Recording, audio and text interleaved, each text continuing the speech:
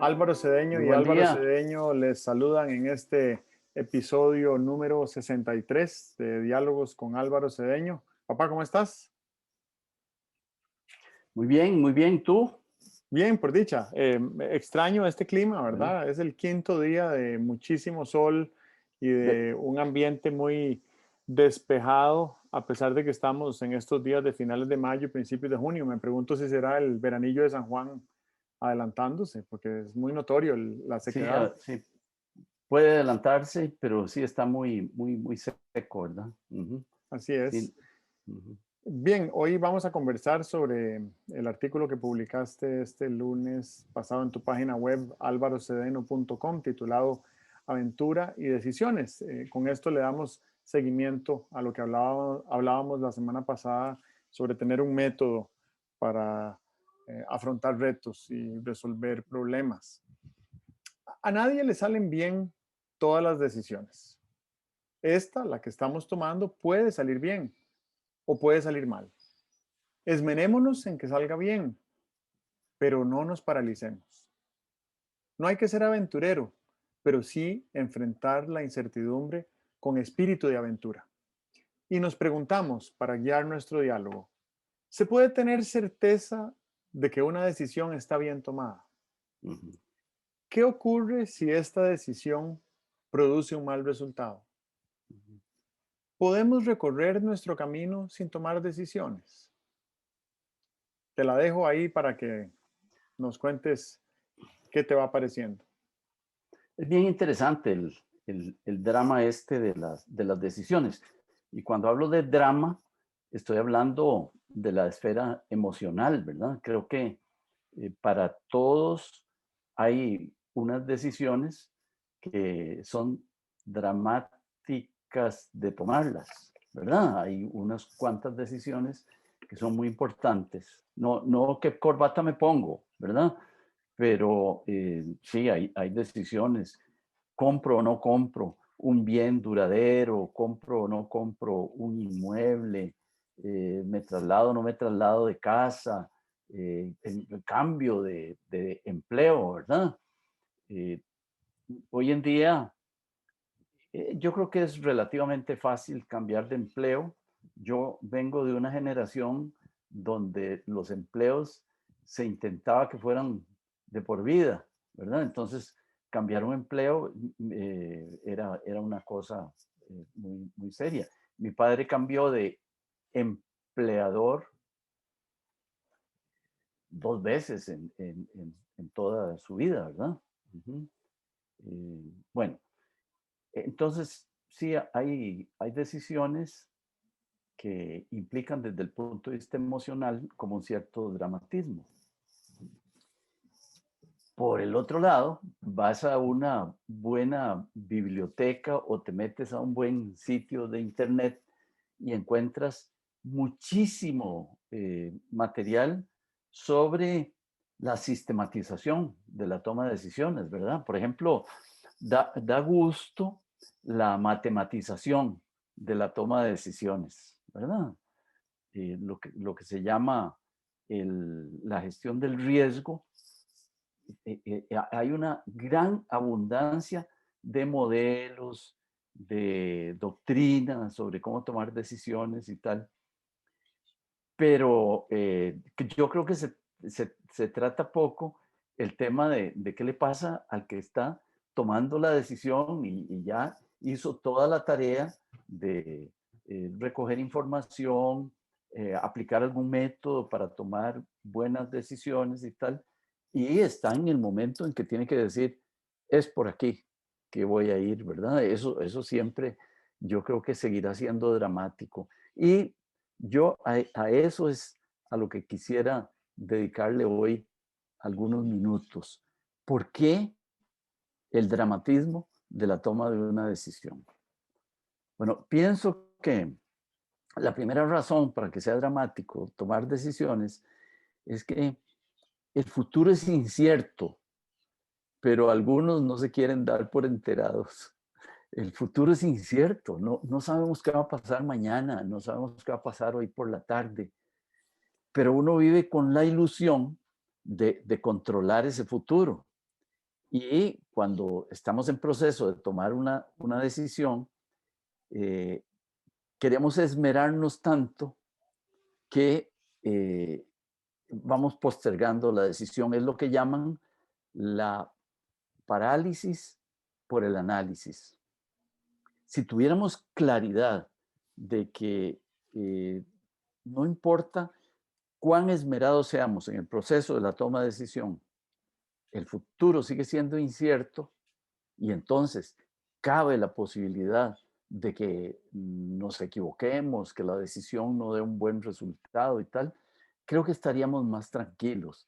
Entonces, a lo mejor lo que hay en el dramatismo de la toma de una decisión es el esmero que pretende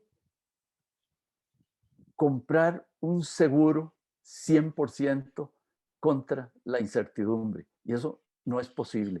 Por más que te esmeres, la incertidumbre está ahí porque es propia del futuro. Muy interesante. Lo primero que recuerdo es algo que siempre me has dicho de que las decisiones implican un costo de oportunidad.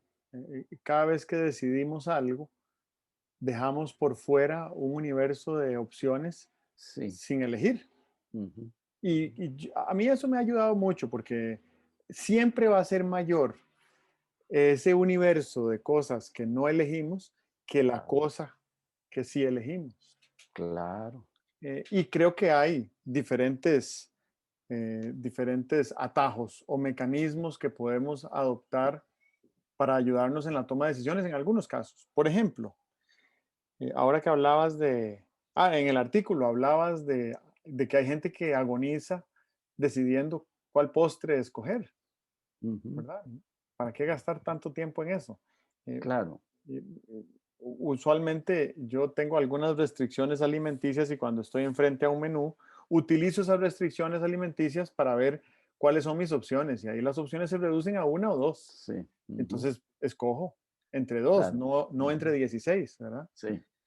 Segundo, ahora que hablabas de ponerse la corbata, es muy interesante que gente que valora mucho su tiempo, como Steve Jobs o Barack Obama, Claro. tienen un armario lleno de ropa que es igualita, Igual. ¿verdad? Obama tiene o tenía todos los trajes del mismo color, todas las camisas blancas y todas las corbatas idénticas. Ajá. Entonces, solo tiene una forma de vestirse. Claro. Nunca gasta ni un segundo mental Ujú. pensando cómo se va a vestir. Eso es. Ujú. Y lo otro que estaba pensando es que hay hay cada vez más investigación sobre la increíble fuente de información para la toma de decisiones que es nuestra intuición, ¿verdad? Ajá, Usualmente ajá. a nosotros nos leen las opciones que hay de plato del día en un restaurante. Digo, nos las leen porque no las vemos, Sí. sino que nos las dicen. Ujú. Y intuitivamente ya sabemos cuál es nuestra preferencia y usualmente divagamos y consultamos y le preguntamos al otro compañero de mesa que qué va a pedir y al final terminamos pidiendo lo que intuitivamente sabíamos que queríamos. Sí. Entonces, ¿cómo hacer Ujú. para desarrollar esa intuición y que nos permita Ujú. al menos el 80% de las decisiones tomarlas así, de por sí así, intrascendente, ¿verdad? Muchas de Claro. esas decisiones. Ujú, ujú. Así es. Sí. Y lo otro que iba a decir era que vivimos en este mundo de altísima incertidumbre. Yo no digo que la incertidumbre haya crecido. Yo creo que lo que ha crecido es nuestra conciencia sobre la incertidumbre del futuro, porque siempre ha sido incierto.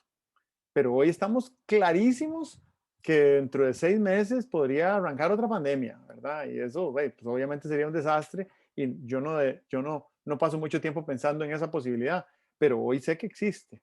Entonces, me gusta creer que un antídoto para lidiar con esa incertidumbre es abrazar la actitud del aprendizaje continuo y saber que por el resto de mi vida que yo esté activo laboralmente, profesionalmente, intelectualmente, tengo que mantenerme aprendiendo cosas nuevas y no solo nuevas para mí, sino nuevas para el mundo, o sea, aprendiendo temas de vanguardia, ¿verdad? Porque me Ujú. encantaría leer la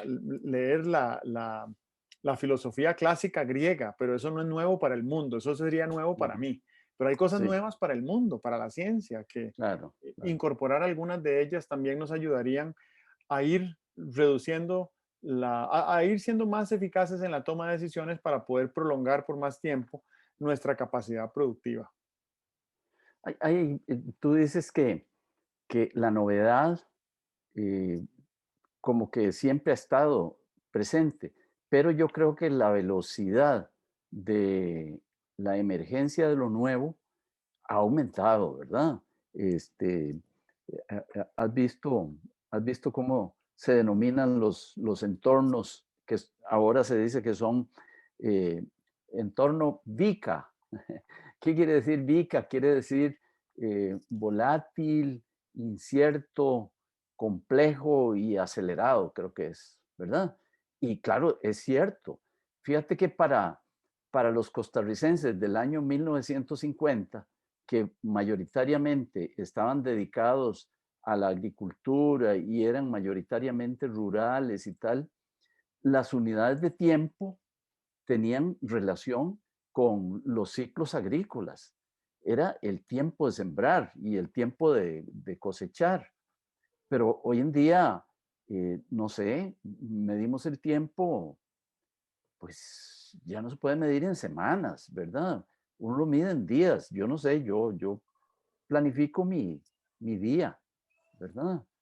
Y posiblemente, bueno, si estás trabajando si estás trabajando en un puesto de bolsa, posiblemente planificas la jornada en minutos, ¿verdad? Porque las oportunidades surgen ahí y pasan.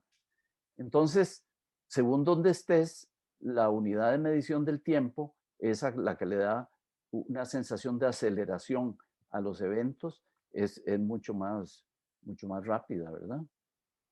Qué interesante que ese acrónimo de VICA lo escuché por primera vez hoy en la mañana. Ah, sí. Y lo escuché en un curso se llama eh, eh, paternidad positiva. Ajá. Y entonces la instructora habla de que estamos en un contexto de VICA, que es vulnerabilidad, incertidumbre, complejidad y ambigüedad. Ambigüedad. Ujú, Y, ujú. y es cierto que uno planea su día, ¿verdad? El mes pasado, que recién terminó, no mentira, el anterior, estuve trabajando un programa que te había comentado sobre, que es sobre el desarrollo de hábitos, con Sí, una sí, sí. metodología muy Ujú, interesante sí. diseñada por Daniel Goldman. Ujú, eh, y entonces en abril estuve trabajando el tema de la perseverancia. sí. Y pues uno escucha la palabra perseverancia y se imagina más o menos la definición del diccionario, Ujú, pero transformar esa definición de diccionario en un hábito, haciendo algo pequeño todos los días durante 30 días, hay mucha ciencia detrás de eso. Es un proceso educativo expansivo, neurológico, neurológico. neurológico, ¿verdad? Ujú, Es un reconectar de neuronas para cambiarte la forma de pensar. Y entonces, eh, al cabo de esos 30 días, me di cuenta de que yo tenía 5 metas de cosas que quería hacer en la vida. Algunas de ellas las podía hacer en, en un mes o en 3 meses. Algunas más bien requerían décadas, ¿verdad? ujú, Y entonces el ujú. asunto es cómo hacer para alimentar esas metas. Si Ajá. han sido Mm, tan claramente depuradas a través de un ejercicio donde uno empieza con 30 metas y después las reduce a 10 y después las sí, va decantando hasta que le quedan 5, y ujú, las va reforzando a lo largo del camino y pensando y preguntándose, y bueno, ¿y qué pasa si esto no funciona? ¿O qué es lo primero que tengo que hacer? Y si no sí, logro hacer eso, ¿qué sería lo segundo? ¿Y cuándo lo puedo hacer? Eso primero, ¿lo puedo hacer mañana o lo puedo hacer la semana entrante? ¿O lo puedo hacer ya? Y entonces eso me ha despertado la inquietud de que nosotros somos, decíamos la semana pasada, de desafíos, nos convoca el desafío. claro. Y Ujú, también creo que nos convoca el sueño realizable, sí. ¿verdad? Ujú, Y tal vez el sueño realizable por esta circunstancia, este contexto de VICA, ese sueño realizable ya no es tan inmóvil, ¿verdad? Ajá, Como era antes. ajá, Es un sueño realizable que, que se adapta con el tiempo y que claro, tenemos que estarlo reorientando, pero sigue siendo un sueño al final de cuentas, aunque claro. cambie las circunstancias. Entonces, en eso creo yo que la toma de decisiones nos permite decir, bueno, estos próximos 25 minutos los puedo dedicar a alimentar una de mis metas o no. Ujú, Y entonces decido si quiero dedicarlo a alimentar una de mis metas. Y vieras que lo que me he encontrado es que cuando uno se hace esa pregunta, tiende a preferir dedicar los próximos 25 minutos a alimentar alguna de sus metas que a no dedicarlo. claro. Entonces eso siento que es una manera valiosa de crear un mecanismo de toma de decisión a partir de jerarquía de valores, ¿verdad? Y de preferencias y de intereses. ¿Verdad? Eso que estás diciendo es un fundamento de la eficacia, ¿verdad? Y la pregunta que le puede hacer uno a cualquiera para ilustrarle este tema es la siguiente. ¿Cuándo es más fácil levantarse? ¿Cuando uno sabe a qué se va a dedicar después de que desayune o cuando no sabe a qué se va a dedicar después de que desayune? Por eso mucha gente recomienda, muchos autores, que la víspera uno deje ahí apuntadas 2 o 3 cosas que tiene que hacer en la mañana. Y entonces, en cuanto te despiertas, no tienes que divagar, bueno, ¿a qué me voy a levantar? Ya sabes a qué te tienes que levantar, ¿verdad? O sea que la meta, la claridad de propósito, ¿verdad? La claridad de propósito eh, inspira, produce energía. Y la claridad de propósito tiene que estar inscrita en la claridad de sentido. O sea, tenemos un propósito para mañana por la mañana, pero ojalá no sea un propósito cualquiera, sino que sea un propósito que está orientado en la dirección del sentido de tu vida, ¿verdad? El estudiante, y eso es una experiencia que hemos tenido cuando uno es estudiante, tiene como muy claro el sentido de la vida, por lo menos en los próximos años, ¿verdad? Tienes que graduarte, tienes que salir del colegio, ¿ah? Y entonces todos los días el sentido de tu vida y el propósito del día están orientados en esa dirección. Pero después viene una época en que a uno le parece que no tiene organizado el tiempo, ¿verdad? La gente que recién se gradúa y sentía que la finalidad era graduarse, pues viene un periodo en que dice, no, ahora voy a disfrutar porque me acabo de graduar y tal y cual, ¿verdad? Pero creo que la perseverancia, eso que llaman la perseverancia, creo que está construida sobre tener permanentemente un sentido renovado de lo que quieres hacer. Y decías una cosa que es muy importante, de cómo se ha hecho de complejo el asunto de los propósitos. Antes, ah, eh, antes, estoy hablando de cuando yo era estudiante, usted quería hacerse ingeniero, nada más. Hoy en día, los muchachos que están en cuarto y quinto año ya saben que ser ingenieros es insuficiente y quieren agregar otras cosas, no sé, ¿verdad?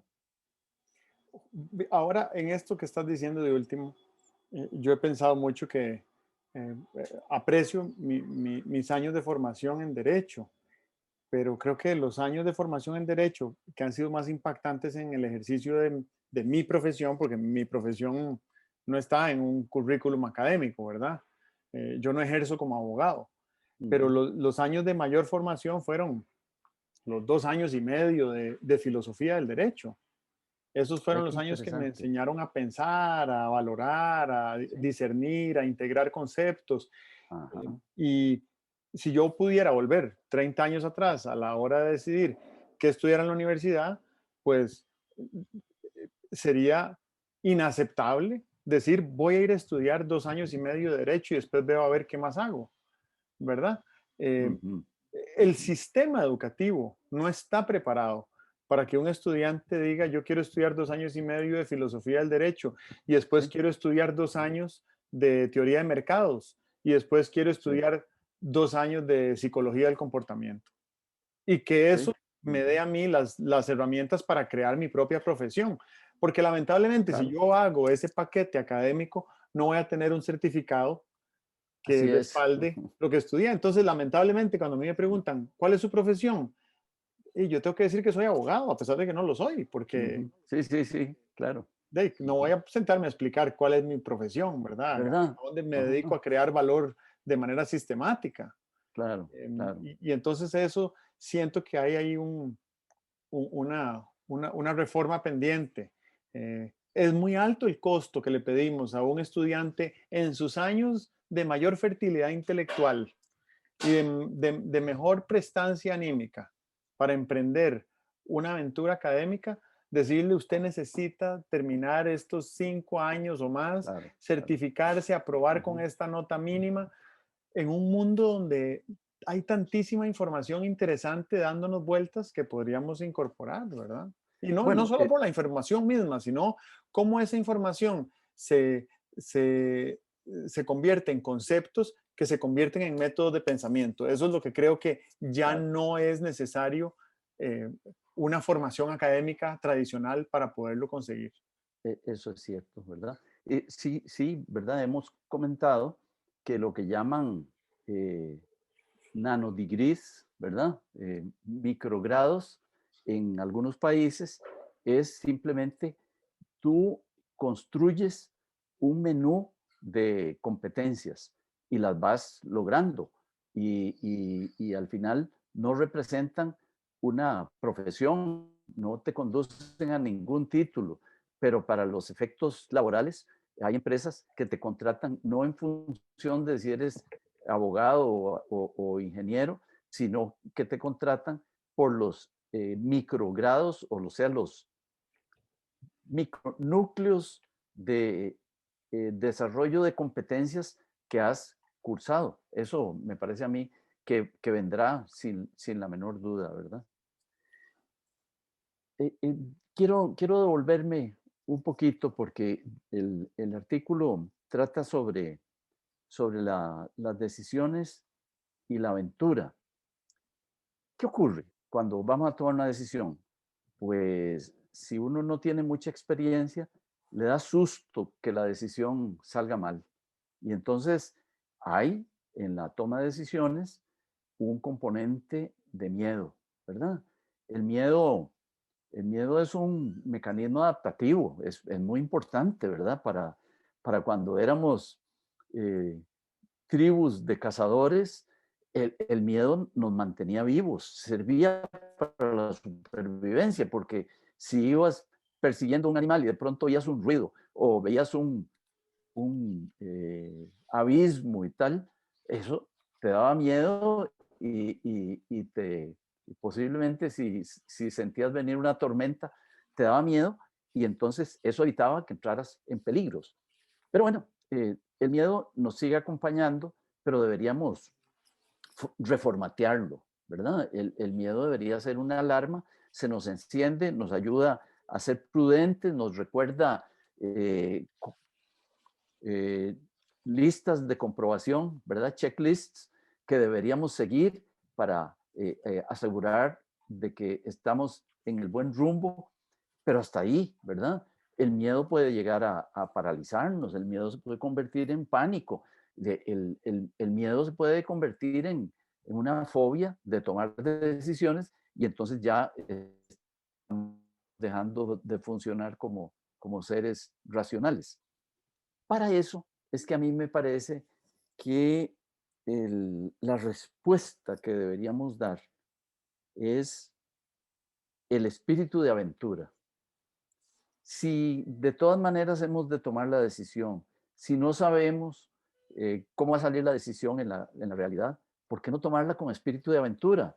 Cuando salimos a caminar en un parque nacional, eh, creo que caminar por un sendero no es arriesgar mucho, pero, hombre, cuando te vas separando ahí del el núcleo de la recepción del Parque Nacional y vas ahí caminando y caminando, de pronto empiezas a preguntarte, bueno, ¿este será el sendero correcto o el sendero incorrecto? ¿De dónde me devuelvo? Etcétera.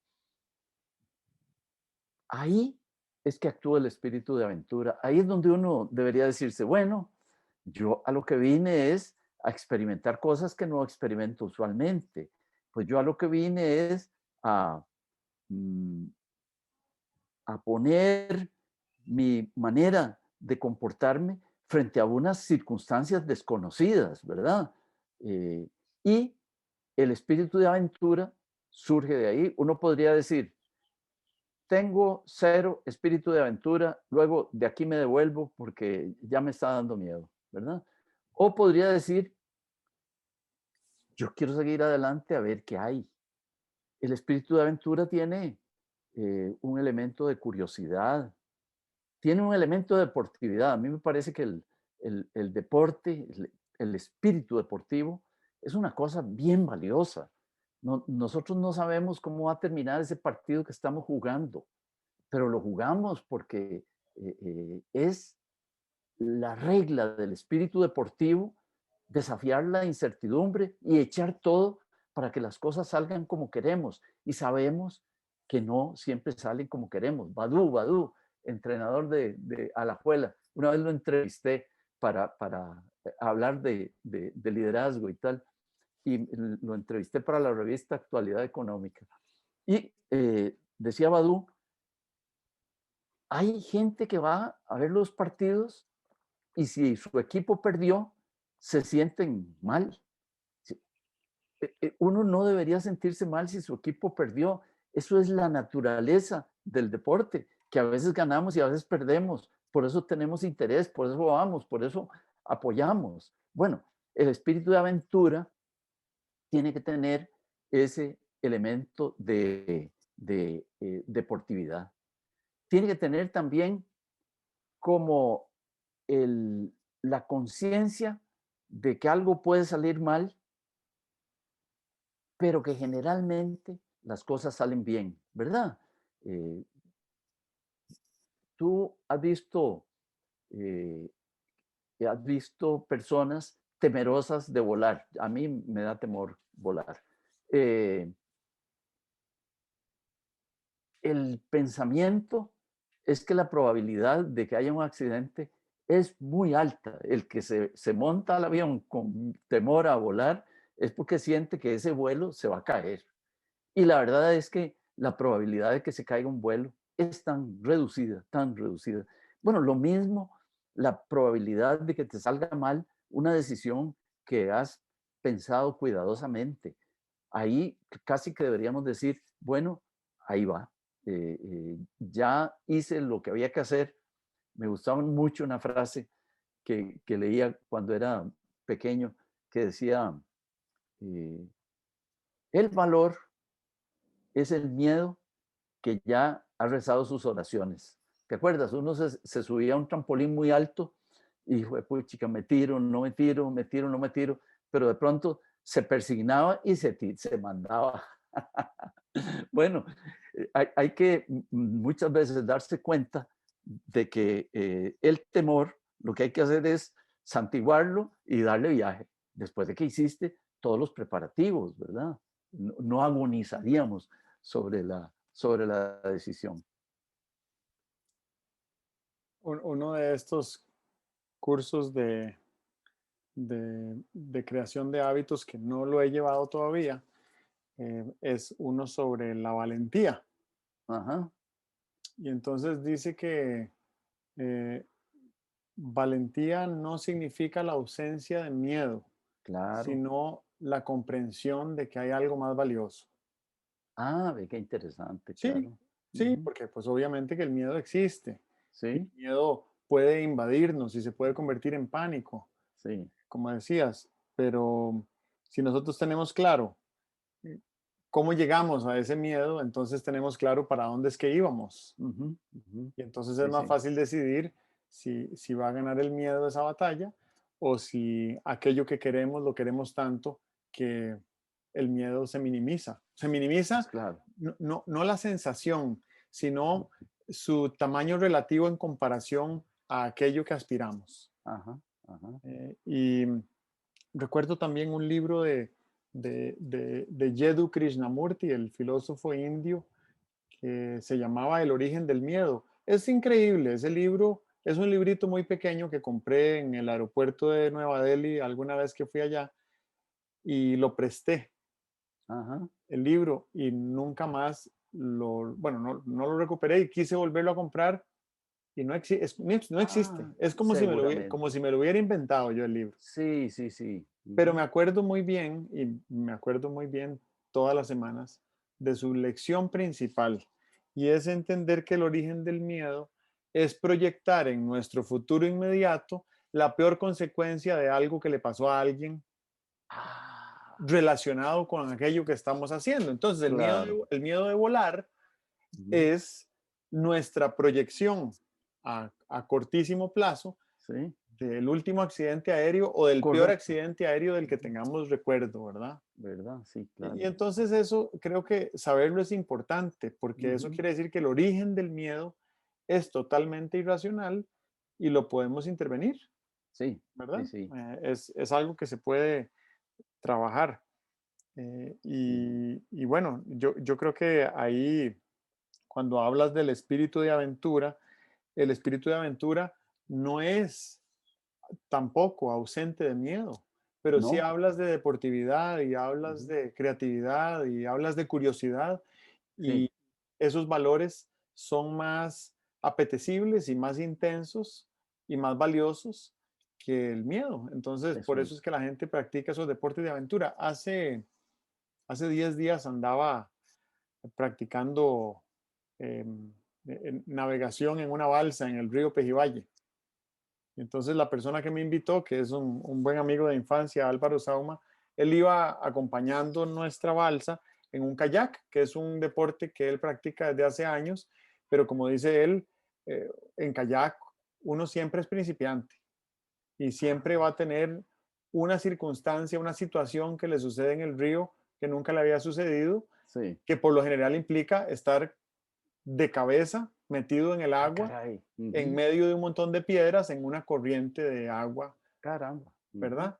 Y Sí. entonces, cuando él leyó tu artículo el lunes, me mandó unas fotos de pantalla de su teléfono diciéndome que parecía como si hubieras hablado con él después de esa experiencia que él tuvo hace 10 días, porque tuvo una circunstancia donde lo invadió el miedo y tuvo que resolver en fracciones de segundo con la cabeza metida debajo del agua, ¿verdad? Lo Caramba, cual, sí. si uno Ujú. se pone a pensar, eso sí es intenso, desde el punto de Claro, vista claro. de toma de Ujú. decisiones y de aventura.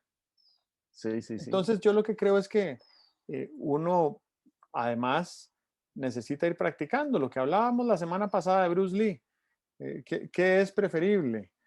¿Una persona que ha practicado 10.000 patadas una vez o una persona que ha practicado una patada 10.000 veces? Y Claro, entonces claro. eso creo que también nos ayuda a fortalecer nuestro espíritu de aventura, que lo devuelvo más bien ahora a la toma de decisiones. Entre más Ujú. enriquezcamos nuestro espíritu de aventura, Sí, me parece que vamos a ser más, más efectivos tomando decisiones. eso es. Aquí hay que subrayar que tomar decisiones con espíritu de aventura no quiere decir agarrar unos dados y dice, si sale 7 digo que sí, ¿verdad? Eh, es más bien saber que siempre el futuro es incierto, hacer la tarea de seguir sistemáticamente un proceso de toma de decisiones, pero a la hora en que ya agotaste el análisis prudentemente, decir, y ahí voy con todo, con espíritu de aventura. Ahí hay una cosa que puede bloquear la presencia de ánimo a la hora de tomar decisiones, y es la sobreintención de acertar, ¿verdad? Todos queremos que nos salga bien, pero deberíamos saber y aceptar que hay cosas que salen bien y hay cosas que salen mal. Aún al tomador de decisiones más exitoso, no todas le salen bien, como al bateador mejor de las ligas mayores, ¿verdad? no tiene más de, no sé cuánto era, 35% de aciertos cuando está al bate, ¿verdad? Entonces, tenemos que aceptar que si un bateador de las ligas mayores falla 65% de las veces en béisbol, eso es aceptable. Yo no sé, en negocios, en decisiones personales. Alguien me decía, un hombre de negocios muy exitoso, que acertar más de la mitad de las veces ya es ganancia, ¿verdad? Sí. Claro, muy bien. Y Eh, la otra cosa que no quisiera dejar pasar esta oportunidad es que no hay que sentir que el hecho de que una decisión dé resultados negativos me convierta a mí en una mala persona. Es simplemente un proceso externo a mí, unas circunstancias externas a mí las que conducen a un mal resultado. Y entonces eh, mi, mi, mi identidad, mi integridad no está en juego a la hora de tomar una decisión. Voy a tomar esta decisión y si sale mal, yo eso no me convierte en una mala persona, eh, ¿verdad? Porque a veces creo que el temor inconsciente que hay es, eh, con todas las formas coloquiales como la gente lo dice, es que no, yo no quiero pasar por este trance de que me salga mal, ¿verdad? Ujú. claro. Bien, nos vamos, pero antes de irnos, quería preguntarte, ¿qué nos llevamos de esta conversación? Bueno, yo siento que la cosa principal que yo querría que nos lleváramos es la conciencia de que la incertidumbre está siempre presente, de que se puede afinar un método de toma de decisiones, de que las decisiones dan gusto cuando uno las toma y las ejecuta con espíritu de aventura, de que hay que tener deseo de acertar, pero no una obligación fatal de acertar. A veces acertamos y a veces no. Muy ¿Y bien. tú qué te llevas? Yo me llevo cuatro cosas. La primera es, em, creo que son cuatro cosas que este diálogo me ha ayudado a conectar. La primera es el costo de oportunidad.